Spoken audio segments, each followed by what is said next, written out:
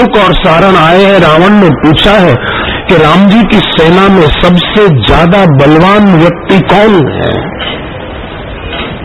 पर शुक और सारण कहते हैं राम जी की वानर सेना में सबसे बलवान कौन, इस बात का पता तो नहीं चल पाया, पर सबसे कमजोर एक आदमी का पता लगाकर आए हैं। कौन है? तब वो दोनों बोले कि हनुमान जी। रावण अपने लंका में अपनी ही राजगद्दी पर बैठा बैठा कांपने लग गया, मानो मलेरिया का बुखार आ गया हो उसको। जैसे मलेरिया के बुखार में शरीर कैसा कांपे, ऐसे कांपने लगा। और शुक सारण को बोला कि सबसे कमजोर हनुमान जी समुद्र पार करके लंका में आए, आग लगा दी लंका को, वाटिका उजाड़ दी, मेरे बेटे अक्षय कुमार को मार डाला। उस हनुमान जी को तुम सबसे ज्यादा कमजोर किस कारण से कहते हैं? शुक और सारण बोले कि हमने कई दिनों तक वहां देखा और कई बार देखा कि जब भी सभा में श्री राम प्रभु आते थे, ऊंचे आसन पर बैठते थे, हम सब लोग नीचे बैठ जाते थे, तब हम देखते थे कि राम जी के तरफ देखते देखते हनुमान जी रोते बहुत थे। उनकी आंख के आंसू रुकते नहीं थे। जब भी राम जी के दर्शन होते उनके नेत्र आंसुओं से भर जाते थे। इस कारण हमको लगा कि ये सबसे कमजोर आदमी है कि राम जी को देखते ही रो पड़ता है। पर शुक और सारण को क्या पता कि ये कमजोरी नहीं, यही सबसे बड़ा बल है। अपने स्वामी को देखते ही, स्वामी के दर्शन होते ही हृदय भर आए और आंख भर आए, ये कोई साधारण बात है? देखो, प्रकृति में सावन का महीना एक बार आता है साल में, फिर सावन के बाद दूसरे महीने आते हैं, भादो का महीना आता है, आषाढ़ आता है, फिर साल में एक आता है सावन। पर ईश्वर और गुरु के दरबार में सावन एक बार नहीं आता साल में, उनके वहां तो हमेशा सावन बना रहता है। वो बरसने को तैयार रहते हैं, अपने आशीर्वाद बरसाने को तैयार रहते हैं। प्रकृति का सावन तो पानी बरसाने को तैयार रहता है, बादल भरे रहते हैं पानी से। पर गुरु के दरबार में जो सावन होता है गुरु की तरफ से, ईश्वर की तरफ से, वो सदा बरसने को तैयार होता है। और ये प्रतीक है, साधक पुराने जानते हैं कि कई बार बापू जी का सत्संग होता है ना, बारिश की सीजन नहीं होती है तब भी बारिश थोड़ी थोड़ी आ जाती है। ये संकेत है कि ये सावन भी बरसने को तैयार है, यहां भी सावन बन रहा है, क्योंकि इनके यहां हमेशा सावन बना रहता है, तो थोड़ा इधर भी आ जाता है। जैसे अभी भी थोड़ी देर पहले कुछ बूंदें बरस रही थी।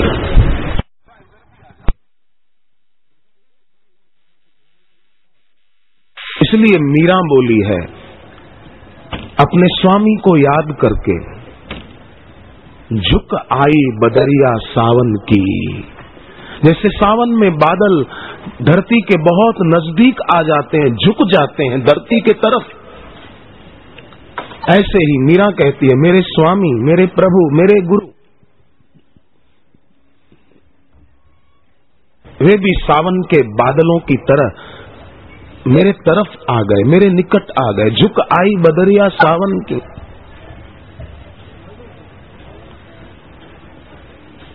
स्वामी भक्ति,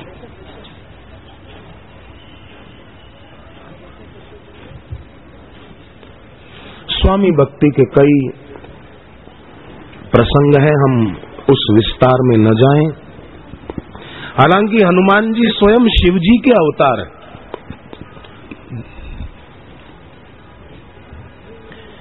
वायु पुराण में वर्णन आता है कि शिव जी ही हनुमान जी के रूप में धरती पर आए। अंजनी गर्भ संभूतो हनुमान पवनात्मजः यदा जातो महादेवो हनुमान सत्य विक्रमा। अंजनी जी के गर्भ से श्री हनुमान जी प्रकट हुए, वो कोई और नहीं साक्षात शिव जी ही हनुमान जी के रूप में। यदा जातो महादेवो हनुमान सत्य विक्रमा। फिर भी साक्षात शिव जी हनुमान जी का रूप लेकर आए, फिर भी स्वामी भक्ति कैसे अद्भुत है।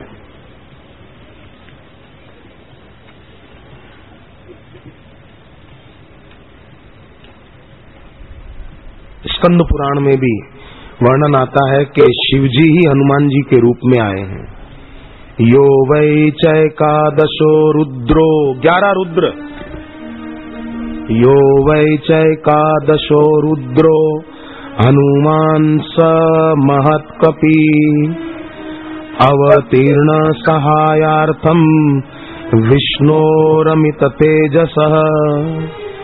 ये 11वें रुद्र ही अमित तेजस्वी विष्णु भगवान की सहायता करने के लिए हनुमान जी के रूप में आ गए थे साक्षात शिव जी। और देखा कि विष्णु भगवान धरती पर अवतार लेकर जा रहे हैं, तो चलो मैं भी जाऊं। पर सोचा कि मुझे तो सेवा करनी है, लेनी नहीं है, मैं तो सेवा करूं बस। तो कैसा रूप बनाऊं जिससे सेवा लेनी न पड़े, बस सेवा करनी पड़े अपने को। तो सोचते सोचते याद आया कि हाँ, वानर का रूप ऐसा है कि जिसमें सेवा लेनी नहीं पड़ेगी, करने के अवसर खूब मिलेंगे। इसलिए ये विचार करके शिव जी ने वानर का रूप ले लिया। स्वामी भक्ति।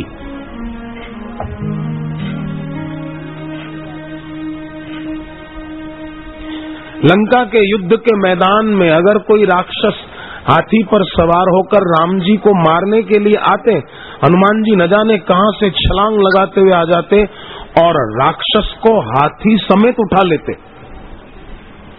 जिस हाथी पर वो राक्षस बैठा है ना, उस हाथी को ही उठा लेते थे और उठाकर कहां फेंकते थे? दूसरे राक्षसों के ऊपर फेंकते थे, ये भी जाए और वो भी जाए।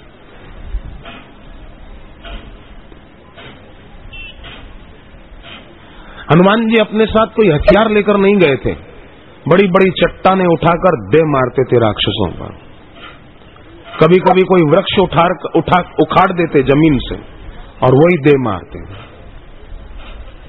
स्वामी भक्ति, अपने स्वामी के लिए हनुमान जी सब कुछ करने को तैयार रहते थे।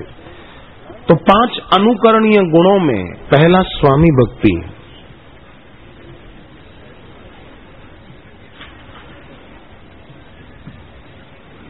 कभी हनुमान जी ने ये नहीं सोचा कि इनकी पत्नी का अपहरण हो गया है, अपने को क्या, अपन तो अपना काम करो, राम राम जपो। इनकी पत्नी ले गया, अपन तो बाल ब्रह्मचारी काहे को किसी देवी को खोजते फिरे, कहाँ है कहाँ है। नहीं, हनुमान जी लग गए अपने स्वामी की पत्नी की रक्षा करने के लिए, उनकी खोज करने के लिए। हनुमान जी ने क्या नहीं किया, कितने कष्ट उठाए। जो भी मिलता वो हनुमान जी को खाने की ही बात कर रहा था। सुरसा कहती है मैं खा जाऊंगी, सिंहिका कहती है मैं तुमको खा जाऊंगी, लंकिनी कहती है मैं तुमको खा जाऊंगी। स्वामी की पत्नी की खोज में जा रहे हैं और सब उनको मारकर खाने की बात कर रहे हैं। आजकल तो कोई सेवक सेवा करने निकले और उसको कोई छोटा मोटा विघ्न आ जाए तो बोले अपने को सेवा करने ही नहीं देते, चलो अपन सेवा नहीं करेंगे, छोड़ो कौन करे। पर हनुमान जी ऐसे हैं कि ये सब खाने वाले मिले पर फिर भी सेवा नहीं छोड़ी, इनको ही सबको ठिकाने लगा दिया।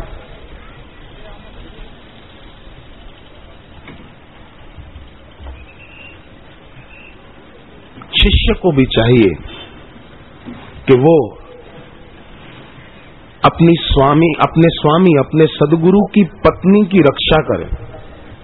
कैसे? गुरु की जो विद्या है, शास्त्रों में बताया, गुरु की विद्या गुरु की पत्नी है।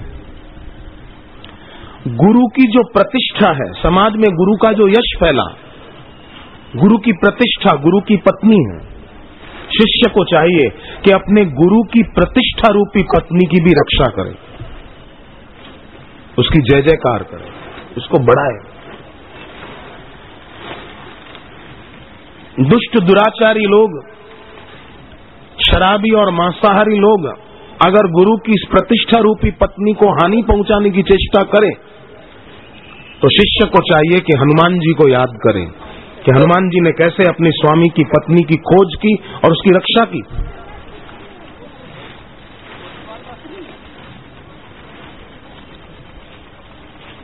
गुरु की विद्या, गुरु की प्रतिष्ठा और गुरु की तपस्या,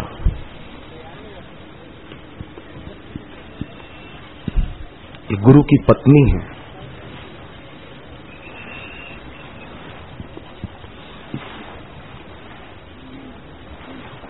स्वामी भक्ति। दूसरा हनुमान जी का अनुकरणीय गुण है अपूर्व त्याग। हनुमान जी का त्याग अनुकरणीय है। जब सीता जी लोक अपवाद के कारण अयोध्या छोड़कर चली गई, वाल्मीकि जी के आश्रम में रहती थी, हनुमान जी को इस बात से बड़ा दुख हुआ था और हनुमान जी तब एकांत में बैठकर स्फटिक की शिलाओं पर अपने नखुनों से राम कथा लिखते थे, भगवत गुणानुवाद लिखा करते थे। वाल्मीकि जी ने जब हनुमान जी की लिखी हुई स्फटिक की शिलाओं पर रामायण देखी, वाल्मीकि जी उदास हो गए। हनुमान जी ने पूछा, काहे उदास हो गए? वाल्मीकि जी बोले कि आपकी रामायण को देखकर कोई हमारी रामायण को तो पूछेगा भी नहीं। हनुमान जी ने कहा, ठीक है, आओ कंधे पर बैठ जाओ जरा। बैठ गए। दूसरे कंधे पर हनुमान जी ने स्फटिक पर लिखी हुई शिलाएं उठा ली और समुद्र के ऊपर चले गए। सब शिलाएं जिन पर हनुमान जी ने रामायण लिखी थी, वो रामार्पणमस्तु करके समुद्र के पानी में डाल दी। वाल्मीकि जी को उतारा किनारे पर। वाल्मीकि जी गदगद हो गए, हनुमान जी को प्रणाम करने लगे कि मैंने ऐसा नहीं कहा था कि आप वो शिलाएं समुद्र में डाल दो। हनुमान जी ने कहा, आपने नहीं कहा था, पर मुझे ऐसा लगा कि मैं वो शिलाएं समुद्र में परवान कर दूं, क्योंकि मेरी लिखी हुई रामायण का प्रचार न हो, हमारे वाल्मीकि ऋषि की लिखी हुई रामायण का प्रचार होना चाहिए, नाम होना चाहिए। आपका नाम हो जाए, मुझे क्या करना है? मुझे न नाम चाहिए न मान चाहिए।